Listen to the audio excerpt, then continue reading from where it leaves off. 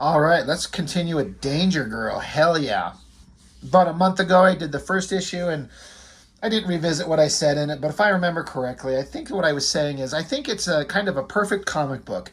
And what I mean by that is it is created by a guy who knows exactly what he's doing, exactly what he wants to put into a book, and it works perfectly for what it is, and for that I just absolutely love it. It reads, it's a light breezy read. It's fun. Emphasis on fun is what it is. I mean, if you got a problem with like sexualization of girls in comics, I mean, I don't know what to tell you. I mean, this book ain't for you. I mean, you basically got a naked girl on the cover covered in bubbles.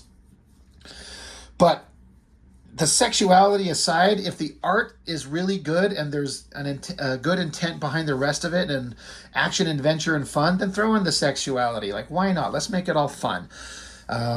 I enjoy the hell out of this series, and I kind of want to blow through all of them really quickly because they're so damn, just it's so enjoyable. Inside cover always had like a quick recap of what happened in the previous issue. We got Deuce, Mr. Shit. He obviously is a Sean Connery from that movie. The hell was it called? I said it in the last one. The Medicine Man. Is that what it was? Anyway, he's like the leader of the group, and they're just kind of going over what's going on. The girls are on a mission, and it ended in a car chase. Helicopters after Abby Chase, and that's where we pick up right here. Hell yeah. Bullets bouncing off the windshield. Got one here, shooting down at her.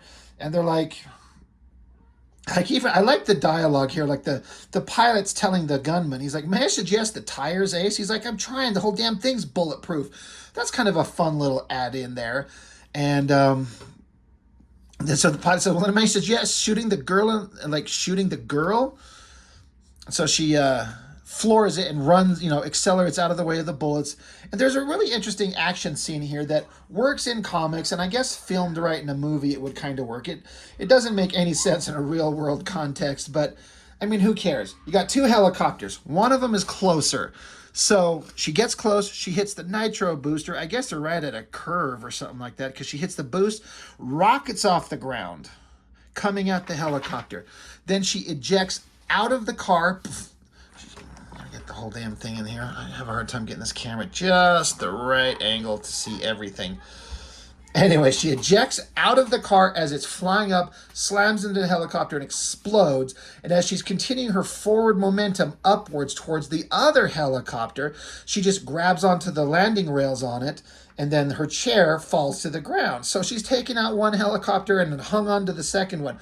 What a ridiculous action sequence that you can kind of see in a ridiculous like Charlie's Angel kind of movie. But it's fun, and he pulled it off visually. J. Scott Campbell pulled it off artistically pretty well. And then you got the car that Sydney, the leather-clad Australian babe, she's down under there, and all this rubble and debris from the flaming, exploding helicopters falling down upon her. I love the shot of this truck. It's kind of like tilted forward, like it's moving, and it's kind of like a exact recreation of that truck from Raiders of the Lost Ark, where Indiana Jones was like hanging off the front grill and under the back of it and out the back of the hanging on by his whip. I believe I read that J. Scott Campbell just modeled this truck after that exactly, and I love it.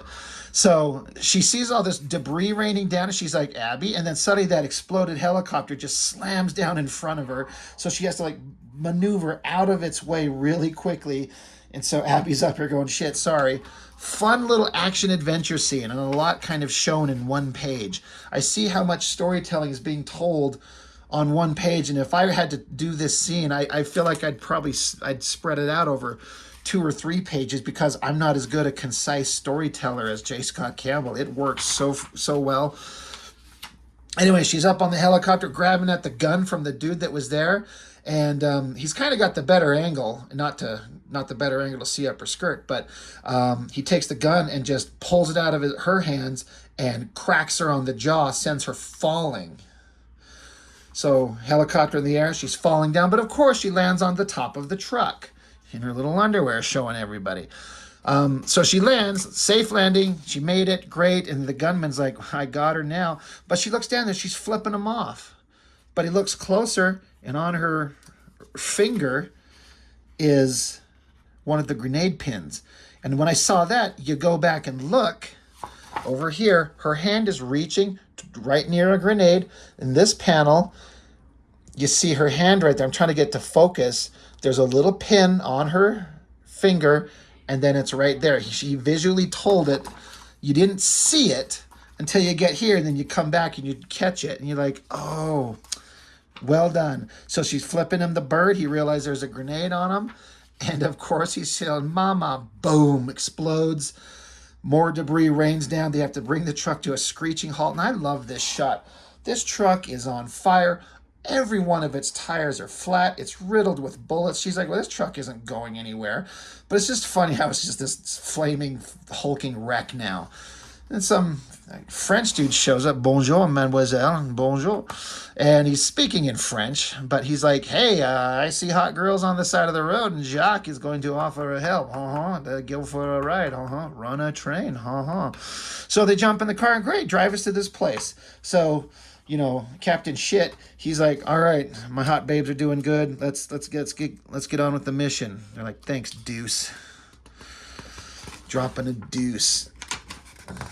Anyway, he drops them off to wherever they're going. But you see kind of like a interesting look on him, and he kind of gives another quiet look. You see he pulls a mask off, like very Mission Impossible. He's got some kind of hood on, black mask. Shit. Something more is going on here. And meanwhile, Captain Shit, he's like showing them on the map.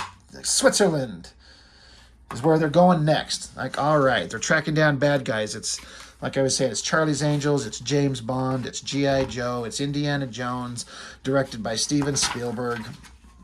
God damn, another issue where my middle pages are falling. I've had a lot of these recently. I had that issue of Cyberforce. I had my X-Men Teen Titans. I'm not too rough on my books or anything, but god damn. Anyway, they're at some Switzerland kind of ski lodge. Again, all the details. I wonder if that's supposed to be J. Scott Campbell right there, too. For some reason, I think that.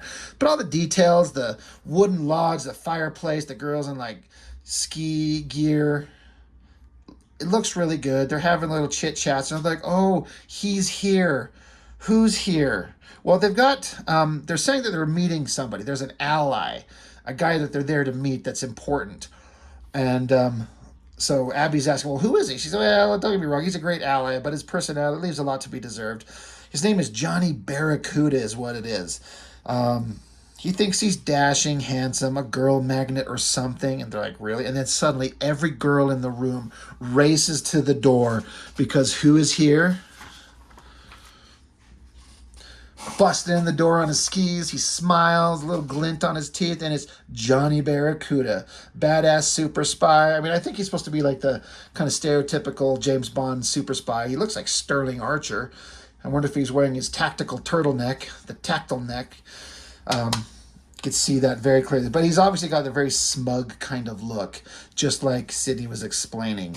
He's a lover and a fighter looking out for number one, himself. And all the girls are just loving up on him. He's like, hey, is it hot in here, girls, or is it just me? And the girls are like, oh, it's just you, Johnny, just you. He's even more amazing up close. So it's funny. Like, he's the ladies love him, and Sydney, who knows him, she's not really falling for it, smacks her on the ass. Tee-hee, skedaddle. Anyway, Abby's like, you want to tell me what we're going to be doing here? And he's like going to try and put the moves on here. Going to put the moves on her. Sorry, I'm just kind of looking at the artwork. I haven't kind of read this in detail for a minute, but it's funny. The humor in it is funny. It's so over the top, but it just works. The balance of it is great. But anyway, he's joining them on an adventure. So it's two hot girls and smooth, Sterling Archer guy going to go invade this building here. Looks like that kind of setting from the beginning of True Lies with Schwarzenegger. That's kind of what that looks like. But they got to sneak in, and he gives a fake ID. His name's Uter Frumpenpuff. I always thought that was funny. Anyway, they get inside, and then this, J. Scott Campbell's going to take the opportunity to put front and center super sexy girl in a slinky-ass dress, looking flawless everywhere. And you know what? I love it. Because, of course, she's got to look beautiful. She got to have all eyes on her, kind of a distraction if other people are going to be doing shit. So he's looking smooth. And then if you're paying attention to the dialogue, you realize this is Natalia from the team. This is the first time we see her. But she's there in disguise, and she's given her some instructions. If you do this, if you do this. She's basically telling her where to go in code. So that's awesome. I love that drawing. Man, he makes her look hot. Her slicked back, kind of shoulder-length blonde hair. Super hot stuff. And of course, you got this douchebag from issue 1, the Peach, in the background. There's Natalia and Abby, Sydney. Like, they're surrounded by the Danger Girls, and they don't even know. And these guys, I'm trying to see if it says who they are, but I can't remember. But it's so silly. Then you got little guy here. He looks like the guy from Fantasy Island. This guy, I think he calls him Mr. Giggles. He's like some kind of robot thing, and he's Kid Dynamo. Interesting stuff. Anyway, Abby's going up the stairs, and Johnny Barracuda's getting distracted by other hot girl on the scene. He's like, yeah, I better make that too. Of course, the super cool agent, but he's getting distracted by the ladies because he's stupid. But then he notices this little dude who's chasing after Abby, so he trips him. And they're all having a good laugh. And they're thinking back to a previous encounter they had where Barracuda was like stuffing him face first down a toilet, and he's pretty pissed at it.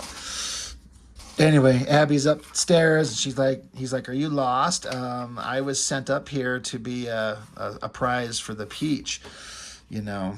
And she's trying to convince him. She's like, once I'm through with him, I'll be all warmed up and ready for you. And suddenly he's like, well, in that case, get your sweet ass in there. I love this drawing where she's just like grossed out that she had to do that. The expression on her face and her hands just go like, ew, gross. Like, great. Like, it's a great drawing. It works really well. So she goes in there and she runs into this artifact that she's looking for. Dramatic lighting on it. You can almost hear like a John Williams score just kind of well up. And she's ripping it open and seeing it. It's reflecting off her face there, looking really cool. And she's reading some of the inscription.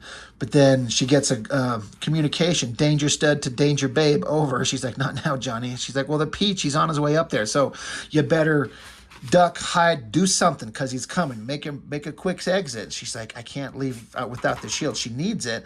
So Johnny's like, you got like 3 seconds. So she like drops her outfit, pulls all her clothes off. Door opens. You see a splash.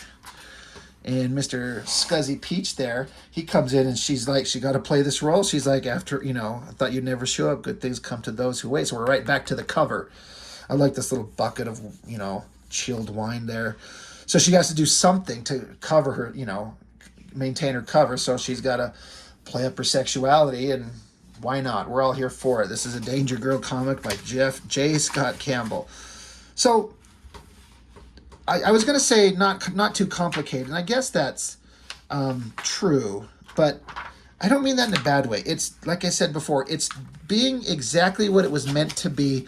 The artwork is beautiful. I love everything about it. The coloring is great. The dialogue works. The humor works. The action-adventure works. There's nothing about this that doesn't work in exactly the way it was intended. It's not like it's a book where somebody made something and they think it's so deadly serious, but it comes across as cheesy, or somebody makes something that's trying to be funny and it's not.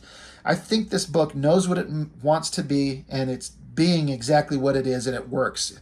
And in that context, it's a perfect book. And I love it, and like I've said before, we're going to hit all the J. Scott Campbell Danger Girl issues. I believe there's 7. Issue 7 is great, like a great big ending to the whole series, and I can't wait to get there. But we're going to go through them all. So, that's it. Issue 2 of Danger Girl. I love it. Unabashedly, unapologetically, love it completely. So, that's all for now, and I will see you on the next one.